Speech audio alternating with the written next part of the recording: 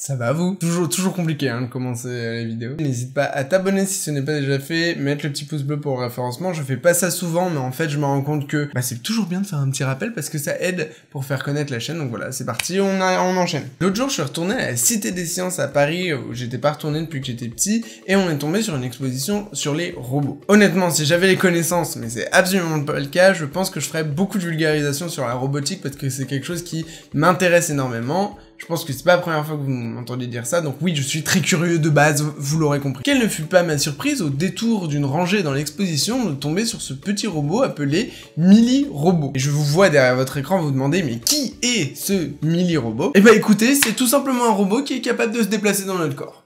Ouais, donc un robot qui est directement en lien avec la santé, il fallait absolument que je fasse une vidéo là-dessus. Et pourtant je suis à la bourre, quand vous allez voir les dates des études que j'ai mis en biblio, j'ai 5 ans de retard. Allez, c'est parti.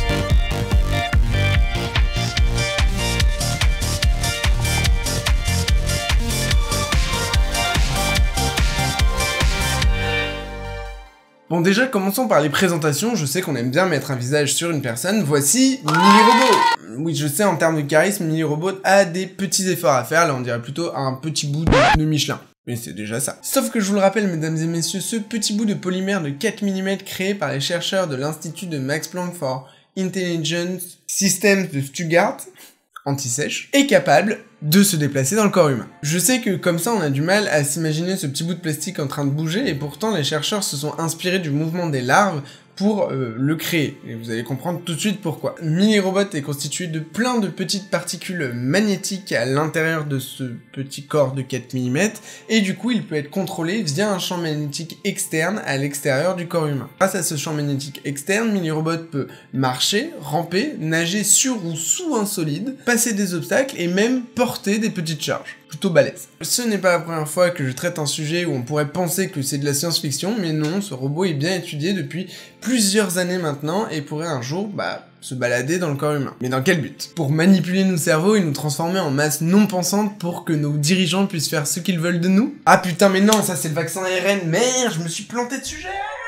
Non, blague à part, si ces recherches sont menées à l'heure actuelle, c'est pour pouvoir un jour aller amener des médicaments dans des endroits très précis de notre organisme ou de réaliser de la microchirurgie depuis l'intérieur. Le désavantage par exemple de la chimiothérapie est qu'elle va être injectée dans la circulation générale et qu'elle ne va pas du coup toucher uniquement les tissus ciblés. Et ça va créer des effets secondaires qui vont être généralisés à l'ensemble de l'organisme. Millie Robot, dans le cas d'un cancer du foie par exemple, pourrait aller diffuser de la chimiothérapie directement sur la tumeur maligne et du coup préserver le reste de l'organisme. Et là on serait extrêmement précis avec notre chimiothérapie. Concernant la microchirurgie, on pourrait penser notamment à l'évolution du traitement des anévrismes. Les anévrismes, c'est une fragilisation de la paroi de certaines artères qui peuvent se fissurer, voire du coup percer et créer des hémorragies internes. Donc, par exemple une hémorragie intracrânienne quand il s'agit d'anévrismes cérébraux. Actuellement, on peut déjà traiter des anévrismes cérébraux où les manipulateurs vont passer par la voie fémorale et monter un guide jusqu'à notre cerveau, ils vont se guider avec des rayons X. Mais là, on pourrait imaginer effectivement avec Millie Robot quelque chose d'encore plus précis et d'encore moins invasif. Est-ce que ça vous intéresse de voir comment Millie Robot se déplace? Je vous propose de vous montrer un extrait de la présentation de l'Institut Max Planck, juste ici. Through uneven terrain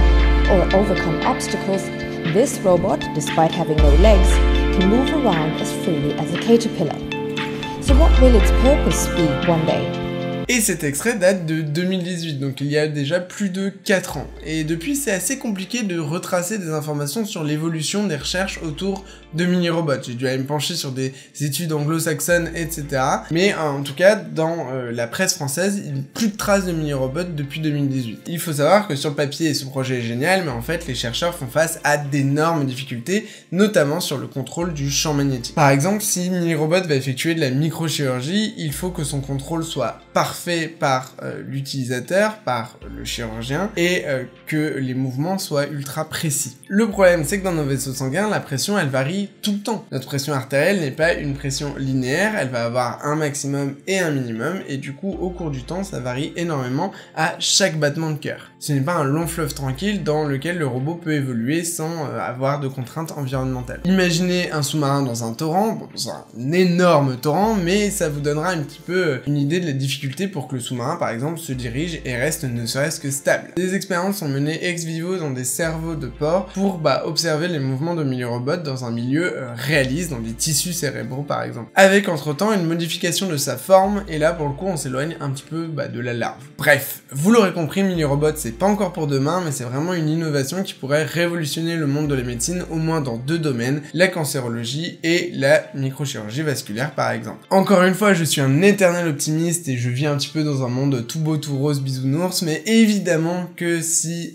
ces robots sont développés, ces micro-robots qui pourraient circuler dans notre corps, on pourrait imaginer une utilisation un petit peu différente par des personnes qui seraient mal intentionnées. Mais ici on parle santé et science, je ne suis pas là pour spéculer ni inquiéter en n'ayant aucun élément tangible à vous apporter. Et sur le papier, moi ce projet je le trouve hyper cool quand on pense à tout ce que mini-robot pourrait apporter aux patients. D'autant qu'ici on parle pas de nanotechnologie ni d'intelligence artificielle, il s'agit bien d'un robot complètement dirigé par l'humain depuis l'extérieur de l'organisme. Dites-moi ce que vous en avez pensé en commentaire. Pour les plus courageux d'entre vous, si le sujet vous intéresse, j'ai mis toute la biblio en lien, donc si vous voulez aller lire les articles en anglais, bon courage. Mais c'est hyper intéressant. Je vous dis à la prochaine. Salut! I'm in a big house with people I don't know.